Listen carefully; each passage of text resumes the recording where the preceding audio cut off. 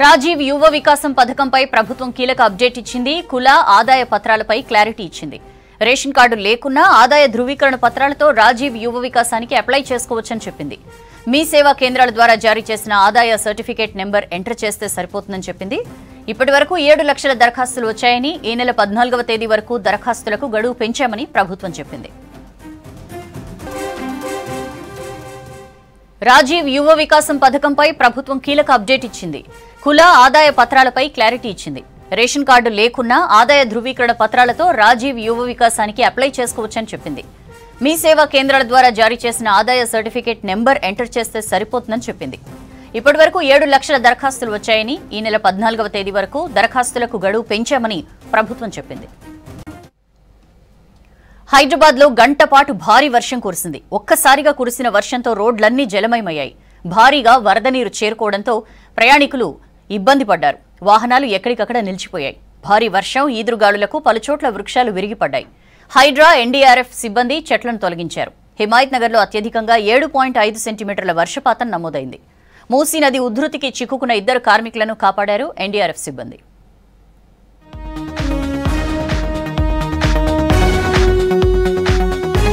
సిటీలో భారీ వర్షాలు కురిశాయి. దాదాపు గంట పాటు ఏకదాటిగా వర్షం కురిసింది. దీంతో రోడ్లపై వరద నీరు నిలిచిపోయింది.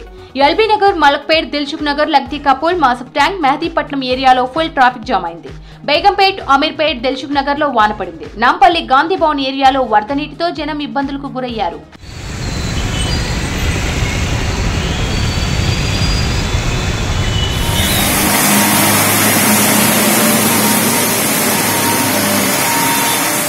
మూసీ ఉధృతిలో 2 కూలీలు చిక్కుకున్నారు. చైతన్యపురి, మూసీ మధ్యలో ఉన్న శివాలయం దగ్గర నిర్మాణం పనులకు వెళ్లిన 2 కూలీలు మూసీ ఉధృతిలో చిక్కుకున్నారు. వారిని కాపాడేందుకు హైడ్రాకు సమాచారం ఇచ్చారు. ఘటనా స్థలానికి చేరుకున్న ఆర్డీఎఫ్, జీహెచ్ఎంసీ బృందాలు వీరయ్య, నాగేందర్లను సురక్షితంగా కాపాడారు. మలక్పేట రైల్వే బ్రిడ్జ్ కింద భారీగా వరద నీరు నిలిచింది. దీంతో ఆర్టీసీ బస్సు చిక్కుకుంది. వరద నీరు నిలిచిపోవడంతో వాహనాలు ఎక్కడికక్కడే నిలిచిపోయాయి. భారీగా ట్రాఫిక్ జామ్ అయింది. దీంతో ఘటనా స్థలానికి చేరుకున్న డిజాస్టర్ రెస్పాన్స్ ఫోర్స్ టీం నీటిని క్లియర్ చేసింది.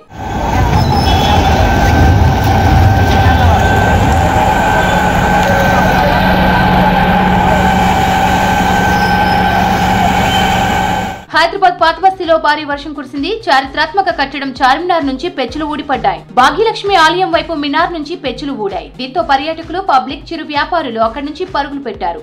గతంలోనూ పెచ్చులు ఊడితే మరమ్మతులు చేశారు అధికారులు. ఖైరతాబాద్ నుంచి పంజాగుట్ట వెళ్లే రహదారిలో భారీ వృక్షం విరిగిపడింది. కిలోమీటర్ల మేర ట్రాఫిక్ జామ్ అయింది. చెట్టు కింద పార్క్ చేసిన కారు ధ్వంసమైంది. డీఆర్ఎఫ్ బృందాలు చెట్టు కొమ్మలను నరికివేస్తూ ట్రాఫిక్ ను క్లియర్ చేశాయి. పలు ఏరియాల్లో రోడ్లపై నీళ్లు నిలిచిపోవడంతో ట్రాఫిక్ జామ్ అయింది. స్వయంగా పోలీసులే వాటర్ తొలగించే ప్రయత్నం చేశారు.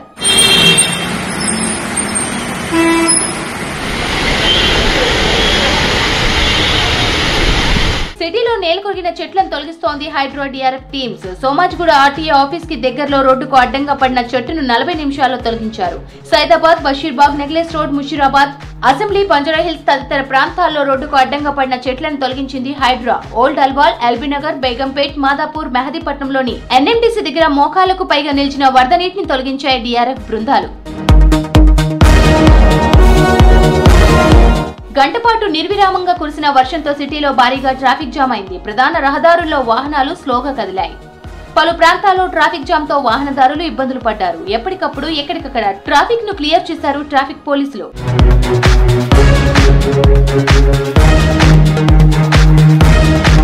హైదరాబాద్ లో పలు చోట్ల భారీ వర్షపాతం నమోదైంది. హిమాయత్ నగర్ లో 7.5 సెంటీమీటర్లు, చార్మినార్ లో 7.2, షేక్పేట్ లో 7.1, బాలానగర్ లో 7 సెంటీమీటర్ల వర్షపాతం రికార్డైంది. ఇక అంబర్పేట్ లో 6.8, ముషీరాబాద్ లో 6.3 సెంటీమీటర్ల వర్షపాతం నమోదైంది.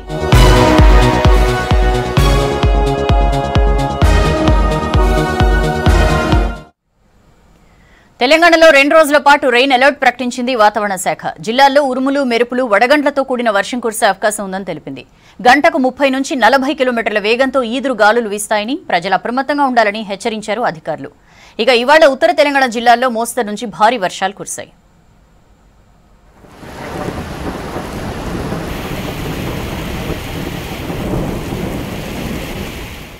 రాష్ట్రానికి రెయిన్ అలర్ట్ జారీ చేసింది వాతావరణ శాఖ. బంగాళాఖాతంలో ఏర్పడిన 2 ఉపరితల చక్రవాక ఆవర్తనాలు ద్రోణి ప్రభావంతో ఇవాళ రేపు వర్షాలు కురుస్తాయన్నారు అధికారులు. ఇవాళ ఉత్తర తెలంగాణ జిల్లాలకు ఆరెంజ్ అలర్ట్ జారీ చేశారు. ఆదిలాబాద్, ఆసిఫాబాద్, నిర్మల్, మంచిర్యాల, నిజామాబాద్, కామారెడ్డి, మెదక్, సంగారెడ్డి, వికారాబాద్, నారాయణపేట, మహబూబ్ నగర్ జిల్లాలకు హెచ్చరిక జారీ చేశారు. భారీ వర్షంతో పాటు గంటకు 50 కిలోమీటర్ల వేగంతో ఈదురుగాలులు వీస్తాయన్నారు. పిడుగులు పడే ఛాన్స్ ఉండడంతో చెట్లు, కరెంటు పోల్స్ కు దూరంగా ఉండాలని హెచ్చరించారు. మిగతా జిల్లాలకు ఎల్లో అలర్ట్ ప్రకటించారు.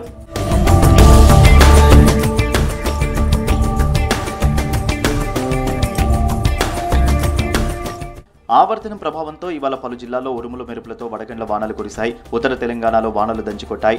నాగర్ కర్నూలు జిల్లా పదర మండలంలో పిడుగుపాటుకు 2 మహిళలు మృతి చెందారు.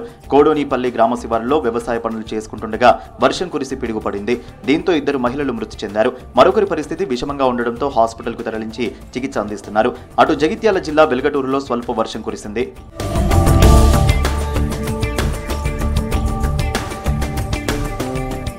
ఉమ్మడి నిజామాబాద్, ఆదిలాబాద్, మెదక్ జిల్లాలో భారీ వర్షం కురిసింది. ఆదిలాబాద్ జిల్లాలో ఉరుములు మెరుపులతో కురిసిన భారీ వానకు రోడ్లపై భారీగా వరద ప్రవహించింది. జిల్లా కేంద్రంలో పలు ప్రాంతాలకు కరెంటు సరఫరాలో అంతరాయం ఏర్పడింది. ఆసిఫాబాద్ జిల్లాలోనూ వాన పడింది.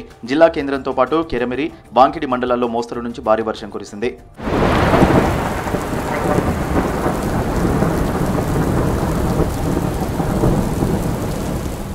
ఉమ్మడి నిజామాబాద్ జిల్లాలో వర్షం దంచుకొట్టింది. 2 గంటల పాటు ఉరుములు మెరుపులతో ఏకదాటిగా వర్షం కురిసింది. నిజామాబాద్, గాంధారి, బాల్కొండ, ఇందల్వాయి, డిచ్పల్లి, సదాశివనగర్, కామారెడ్డి, దగ్గి, జుక్కల్లో భారీ వర్షం కురిసింది. అటు భీమ్గల్లో మోస్తరు వర్షం కురిసింది.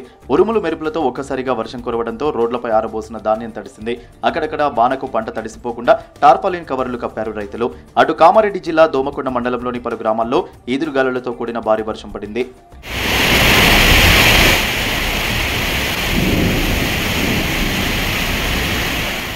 ఆదిలాబాద్లో భారీ వర్షం కురిసింది. ఉరుములు మెరుపులతో వాన పడింది. రోడ్లపై భారీగా వరద నీరు ప్రవహించింది. దీంతో వాహనదారులు ఇబ్బంది పడ్డారు. వర్షంతో ఆదిలాబాద్లోని పలు ప్రాంతాలకు కరెంటు సరఫరాలో అంతరాయం ఏర్పడింది.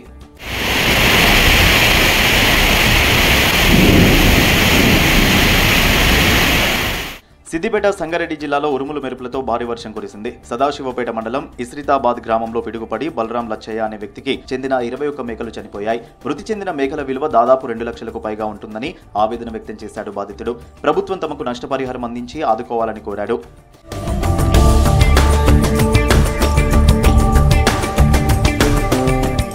వర్షం కారణంగా 2 నుంచి 4 డిగ్రీల గరిష్ట ఉష్ణోగ్రతలు తగ్గనున్నాయి. 4 రోజుల తర్వాత మళ్లీ యథావిధిగా ఎండలు పెరిగే అవకాశం ఉందంటున్నారు వాతావరణ శాఖ అధికారులు.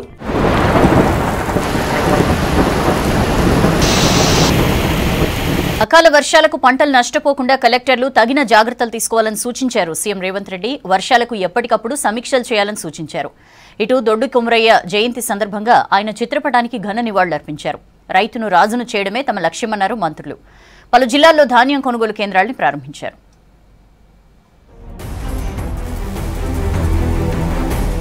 దొడ్డి కొమరయ్య జయంతి సందర్భంగా జూబ్లీహిల్స్ నివాసంలో నివాళులర్పించారు ముఖ్యమంత్రి రేవంత్ రెడ్డి. ఈ సందర్భంగా దొడ్డి కొమరయ్య పోరాటాన్ని గుర్తు చేసుకున్నారు. దొరల దురాఘాతాలపై తిరగబడ్డ బహుజన ఆత్మగౌరవ ప్రతీక అంటూ ట్వీట్ చేశారు. నిజాం నిరంకుశత్వానికి వ్యతిరేకంగా పోరాటం చేశారన్నారు. తెలంగాణ రైతాంగ సాయుధ పోరాట తొలి అమరుడు దొడ్డి కొమరయ్యకు ఇదే మా నివాళి అంటూ ట్వీట్ చేశారు ముఖ్యమంత్రి రేవంత్ రెడ్డి. హైదరాబాద్ వర్షాలపై సమీక్షించారు సీఎం రేవంత్ రెడ్డి. అధికారులంతా అప్రమత్తంగా ఉండాలని చెప్పారు. ప్రజలు ఎక్కడా ఇబ్బంది పడకుండా తగిన జాగ్రత్తలు తీసుకోవాలన్నారు. భారీ వర్షాలు, ఈదురుగాళ్లతో నగరంలోని లోతట్టు ప్రాంతాలు జలమయం అయ్యాయన్నారు. ఎప్పటికప్పుడు పరిస్థితిని సమీక్షించాలని సీఎస్ శాంతికుమారికి ఆదేశాలు జారీ చేశారు. రోడ్లపై ట్రాఫిక్ నిలవకుండా పోలీసులు చర్యలు తీసుకోవాలని సూచించారు. కరెంట్ అంతరాయం లేకుండా చూడాలని, జలమయమైన కాలనీలకు వెంటనే అధికారులు వెళ్లి సహాయక చర్యలు చేపట్టాలన్నారు. జిల్లాల్లో కూడా వర్షాలు కురుస్తుండటంతో కలెక్టర్లు అప్రమత్తంగా ఉండాలని, పంటలు చేతికొచ్చిన సమయం కావడంతో రైతులకు తగిన సూచనలు ఇవ్వాలని ఆదేశించారు సీఎం.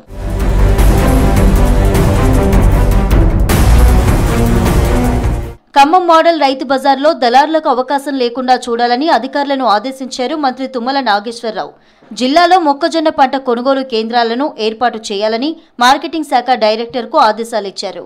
స్థానిక ఆర్టీఓ కార్యాలయం పక్కన నూతనంగా నిర్మించిన మోడల్ రైతు బజార్ను ప్రారంభించారు మంత్రి తుమ్మల. నాటి ప్రభుత్వంలో రైతు బజార్లను కూల్చే పని చేస్తే నేటి ప్రజాపాలన ప్రభుత్వంలో కొత్తగా నిర్మించే పని చేస్తున్నామన్నారు మంత్రి తుమ్మల. చేతితోటి కష్టపడి పండించి మేము అమ్ముకునే స్థలం మాకు కావాలి అన్నప్పుడు జిల్లా కలెక్టర్ గారు మళ్ళీ ఎంతో మంచి హృదయంతో పేద రైతులు తాజా కూరగాయలు అమ్ముకుని వాళ్ళ యొక్క సౌకర్యంతో పాటు కేవలం పంట పండించి తీసుకొచ్చి అమ్ముకునే వాళ్ళకే స్థానం ఇవ్వాలి. మధ్యలో నాబోటోడు బేరం చేసి మళ్ళీ మధ్య దళారులు ఉంటే అది ఒప్పుకోను. రైతును రాజును చేయడమే ప్రభుత్వ లక్ష్యమన్నారు మంత్రి పొంగులేటి శ్రీనివాసరెడ్డి. రాష్ట్రంలో నీటి ఎద్దడి ఎంతున్నా ప్రతి ఎకరాకు నీరందిస్తామని చెప్పారు. ఖమ్మం జిల్లా కూసుమంచి మండలంలో పర్యటించిన మంత్రి నాయకన్ గూడెంలో వరిధాన్యం కొనుగోలు సెంటర్ను ప్రారంభించారు. మార్పును రైతులు కోరుకున్నారు కాబట్టే కాంగ్రెస్ సర్కార్ ఏర్పడిందని చెప్పారు. తెలంగాణ రాష్ట్రంలో పండించే ప్రతి గింజని ప్రభుత్వం నిజాయితీగా అన్న మాట ప్రకారం చిత్తశుద్ధితో రైతులకి భరోసా ఉంటూ ఇచ్చిన హామీలు నెరవేరుస్తూ రైతును రాజు చేయాలనే తాపత్రయం ఏదైతే ఉందో ఆ తాపత్రయంలో ఇందిరమ్మ ప్రభుత్వంలో విస్మరించదని కూడా ఈ వేదిక ద్వారా తెలియజేస్తున్నాను. బీసీ కోటాపై బీజేపీ బీఆర్ఎస్ డ్రామాలాడుతున్నాయని మండిపడ్డారు మంత్రి పొన్నం ప్రభాకర్. బీసీ కోటాపై బీజేపీ ద్వంద్వ వైఖరి అవలంబిస్తోందని విమర్శించారు. అసెంబ్లీలో బీసీ బిల్లుకు మద్దతిచ్చి కేంద్రం దగ్గరకు వచ్చేసరికి మాట మారుస్తోందన్నారు. కేంద్ర మంత్రులు కిషన్ రెడ్డి, బండి సంజయ్పై ఫైర్ అయ్యారు పొన్నం. శాసనసభలో శాసన మండలిలో చర్చ జరిగినాయి. దాని తదుపరి మీరు ఏకగ్రీవంగా తీర్మానానికి అమలు చేసిన జాతీయ పార్టీ నేషనల్ స్టాండ్ ఒకటి, రాష్ట్ర స్టాండ్ ఒకటి ఉండద్దు. మీ ఎమ్మెల్యేలు శాసన మండలిలో శాసన సభ లోపల ఈ బిల్లును మేము ఏకగ్రీవంగా ఆమోదం చేస్తున్నామని మద్దతు ఇచ్చినారు. మీ పక్కన ఉన్నటువంటి మిత్రపక్షంతో ప్రభుత్వం ఏర్పడ్డ ఆంధ్రప్రదేశ్లో ఇవాళ మీరు రిజర్వేషన్ సంబంధించి వ్యతిరేకించి తొలగించుని అప్పుడు తెలంగాణ దగ్గర రండి. 10 ఏళ్లు అప్పులు చేసి కాంగ్రెస్ సర్కార్కు చిప్ప చేతికిచ్చారని ఆరోపించారు మంత్రి జూపల్లి కృష్ణారావు. నాగర్ కర్నూలు జిల్లాలో పర్యటించిన మంత్రి లబ్ధిదారులకు సన్నబియ్యం పంపిణీ చేశారు. ఇందిరమ్మ రాజ్యంలో పేదలంతా కడుపు నిండా అన్నం తినాలన్నారు. గత పాలకులు పేదలను పట్టించుకోలేదని విమర్శించారు. గడచిన 10 సంవత్సరాల కేసీఆర్ పరిపాలనలో రాష్ట్రం యొక్క ఆర్థిక పరిస్థితి అప్పుల కుప్పై చిప్ప చేతికిచ్చిపోయింది.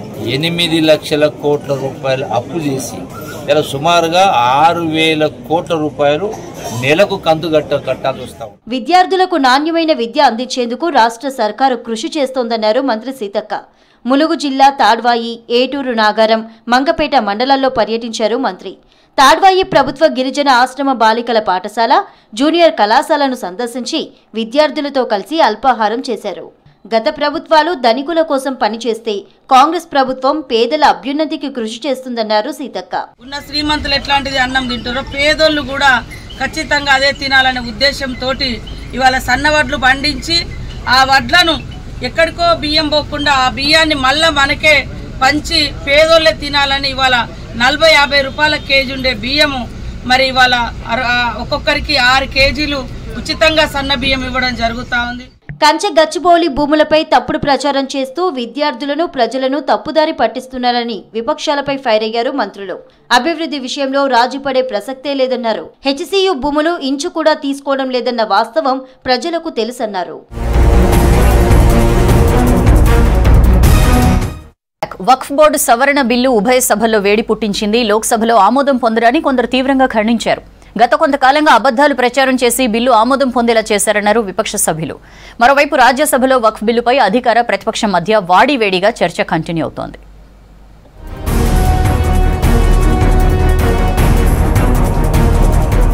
రాజ్యసభలో వక్ఫ్ సవరణ బిల్లు ప్రవేశపెట్టారు కేంద్ర మంత్రి కిరణ్ రిజిజు. తర్వాత చర్చ కంటిన్యూ చేయాల్సిందిగా కోరారు. బిల్లులో అప్పీలు హక్కును కూడా చేర్చామన్నారు కిరణ్ రిజిజు. ట్రిబ్యునల్లో హక్కును పొందకపోతే ఈ అప్పీలు హక్కు కింద కోర్టులో పిటిషన్ దాఖలు చేయవచ్చన్నారు. आप तो जानते हैं लिमिटेशन एक्ट अगर लागू नहीं होगा तो फिर कहां तक जाएगा, कोई सीमा तय कैसे होगा। इसलिए हमने जब ये कानून पारित होगा, सरकार का अगर लैंड है तो उसका लॉ ऑफ लिमिटेशन के हिसाब से 30 इयर्स का प्रावधान रखा है। अगर प्राइवेट लैंड है तो 12 साल का हमने प्रावधान रखा है। मैं मानता हूं कि ये बहुत ही रीजनेबल हमने लॉ ऑफ लिमिटेशन को यहाँ अप्लाई किया है। 1913 నుంచి 2013 వరకు వక్ఫ్ బోర్డు కింద 18 లక్షల హెక్టార్ల ఆస్తులు ఉన్నాయని రాజ్యసభలో చెప్పారు జేపీ నడ్డా. 2013 నుంచి ఇప్పటి వరకు మొత్తం 21 లక్షల హెక్టార్ల భూమిని ఈ ఆస్తుల్లో చేర్చారని తెలిపారు. ఈ భూములు దుర్వినియోగం కాకుండా చూసేందుకే 2013లో వక్ఫ్ చట్టానికి సవరణను ప్రతిపాదించామన్నారు నడ్డా. मैं जानना चाहता हूं कि पिछले 70 साल किन लोगों ने उनको अलग रखा है, किन्होंने उनके साथ अलग व्यवहार करने की बात की है. 50 years later, 100 years later, we will not be there. But the course of action which we take today, that is going to make India stronger, that we have to understand. और आपने 70 साल का एक्सपेरिमेंट करके देख लिया. వక్ఫ్ బిల్లుపై BJP పూర్తిగా మతానికి ప్రాధాన్యత ఇస్తూ మాట్లాడుతోందన్నారు కాంగ్రెస్ ఎంపీ సయ్యద్ నసీర్ హుస్సేన్. ఈ బిల్లు లోక్సభలో పూర్తి అబద్ధాలతో ఆమోదం పొందిందన్నారు. సరైన పద్ధతిలో బిల్లు ఆమోదం పొందలేదన్నారు నజీర్. भैया आप 10 साल पावर में थे, क्या किए? आज वेबसाइट निकाल के देखेंगे, सेंट्रल वक्फ काउंसिल की जो बात कर रहे हैं सिर्फ किरण रिजिजू जी का नाम नजर आएगा, काउंसिल नहीं है उसके अंदर. जो बजट अलॉकेट होता था वक्फ काउंसिल के लिए वो भी नहीं दिया गया. वहां का जो स्टाफ था उनको सैलरीज नहीं दिए गए. आप अपने शासित राज्यों में वक्फ बोर्ड का नाम नहीं लेते, वहां के वक्फ बोर्ड्स कॉन्स्टिट्यूट नहीं करते. आज आप कह रहे हैं गरीब मुसलमान को मदद करेंगे. మన భూమిని ఆక్రమించుకున్న చైనా దౌత్యవేత్తలతో కలిసి కేకులు కోయడం ఎంతవరకు కరెక్ట్ అని లోక్సభలో ప్రశ్నించారు ఎల్ఓసీ రాహుల్ గాంధీ. బీజేపీ పూర్తిగా వెన్నెముక లేని సాంప్రదాయాన్ని కొనసాగిస్తోందన్నారు. ప్రతి విదేశీయుడి ముందు తలవంచాల్సి వస్తోందన్నారు రాహుల్. చైనా ఆక్రమించిన భూమిని భారత్ ఎప్పుడు పొందుతుందన్నారు.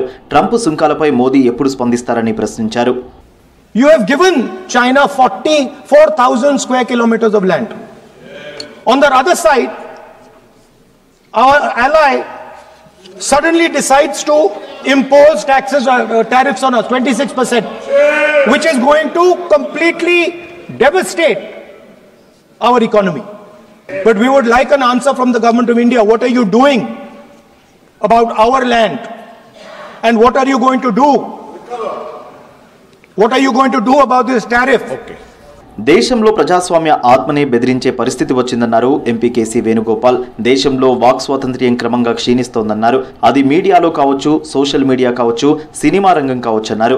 ఇప్పటికైనా దేశంలో భావ ప్రకటన స్వేచ్ఛను కాపాడాల్సిన బాధ్యతను కేంద్రం తీసుకోవాలన్నారు. The way in which this government and the BJP Sangh Parivar is attacking the minority, this is one of another example. In last 1 year, 753 churches, Christian churches, has been attacked by this RSS Sangh Parivar. The MPs from Kerala and national level, we protested inside the parliament. We moved an adjournment motion to discuss all these things. Speaker didn't allow that movement. So we walk out from the parliament and we are demonstrating on this issue. Kazipet loco డిపోలో సమస్యలను లోక్సభలో ప్రస్తావించారు MP Kadiyam Kavya. Loco running డిపోలో ఖాళీలను భర్తీ చేయాలన్నారు. గతంలో 184 పోస్టులను మంజూరు చేస్తే వారిని 1000 మందికి పైగా ఉన్న విజయవాడ లోకో రన్నింగ్ స్టేషన్ కు కేటాయించారన్నారు. ఈ విషయాన్ని మరోసారి పరిశీలించి ఖాళీలను భర్తీ చేయాలన్నారు. The railway authorities are shifting large number of employees to Vijayawada but not taking any effort to fill the vacant post in Kazipet. Through you, madam, I humbly request the Honorable Minister of Railways, Government of India to kindly look into the issue and take necessary steps for initiating to fill up the vacant post at the loco running station Kazipet. Thank you, madam. Hyderabad MMTS వ్యవస్థపై లోక్సభలో ప్రస్తావించారు Congress MP Chamala Kiran. BRS హయాంలో MMTS లైన్లకు ఆమోదం లభించిన కేసీఆర్ సర్కార్ అటవీ అనుమతులు పొందడంలో విఫలమైందన్నారు. ఇప్పటికైనా కేంద్ర మంత్రిత్వ శాఖ జోక్యం చేసుకుని ప్రాజెక్టును పూర్తి చేయాలని కోరారు MP Kiran. I come from the Bongiri constituency, which is 50 kilometers away.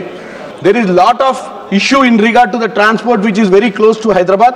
I request the ministry to intervene and do these 412 crores immediately and do the MMTS so that lot of transportation issues will be sorted out.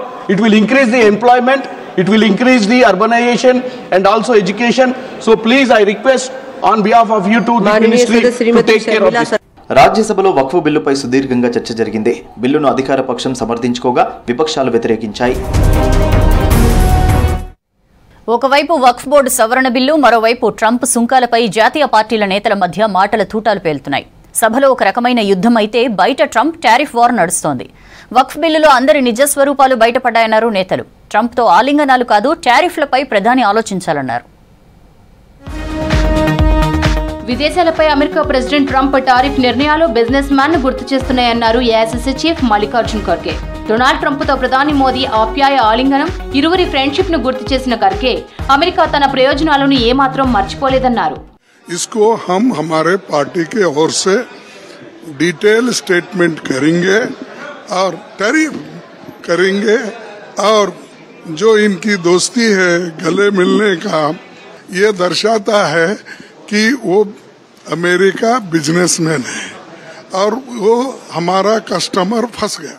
Waqf board సవరణ బిల్లును పశ్చిమ Bengal CM Mamata Banerjee తీవ్రంగా ఖండించారు. ఇది ఉద్దేశపూర్వకంగా రాజకీయంగా సవరణ చేసిన బిల్లు అన్నారు. అలాగే దేశాన్ని విభజించడానికే ఇది జరిగిందన్నారు మమత. కానీ ఒకరోజు వారే వెళ్లిపోతారన్నారు. మరో ప్రభుత్వం వస్తుందన్నారు. అప్పుడు మళ్లీ మరో సవరణ చేస్తారని ఇది గుర్తుంచుకోవాలని అన్నారు మమత. But Waqf property also it was done motivatedly, politically to divide the country, to divide and rule policy. That BJP's agenda, that we know everything. But one day they will go away and the other government will come, and that time must remember there will be another amendment and it will be passed in Lok Sabha and Rajya Sabha. వక్ఫ్ సవరణ బిల్లును ఇప్పటికే తాము తీవ్రంగా ఖండించామన్నారు RJD నేత తేజస్వి యాదవ్. తాము ఎల్లప్పుడూ తమ భావజాల పోరాటంతోనే ముందుకెళ్తామన్నారు. ఎవరైనా సరే ఈ బిల్లుకు మద్దతిస్తే తీవ్ర వ్యతిరేకతను ఎదుర్కొంటారన్నారు తేజస్వి. दोनों सदनों में हम लोगों ने कड़ा विरोध किया है इस बिल का, लेकिन कुछ जो सेकुलर पार्टियां और जो अपने आप को सेकुलर नेता जो कहते थे उनका कहीं ना कहीं पर्दाफाश जो है हुआ है. हम लोग जो है इसकी लड़ाई जो है अपनी विचारधारा की लड़ाई हमेशा लड़ते रहे हैं. వక్ఫ్ బోర్డు సవరణ బిల్లుపై ప్రతిపక్షాలు తప్పుడు ప్రచారం చేస్తున్నాయన్నారు కేంద్ర మంత్రి చిరాగ్ పాస్వాన్. కావాలనే తప్పుడు కథనాలు సృష్టిస్తున్నారన్నారు. బిల్లు ముస్లింలకు వ్యతిరేకంగా ఉందనే గందరగోళాన్ని వ్యాప్తి చేస్తున్నారని, కానీ అలాంటిదేమీ లేదన్నారు పాస్వాన్. दिक्कत क्या है ना कि ये लोग सिर्फ सत्ता की राजनीति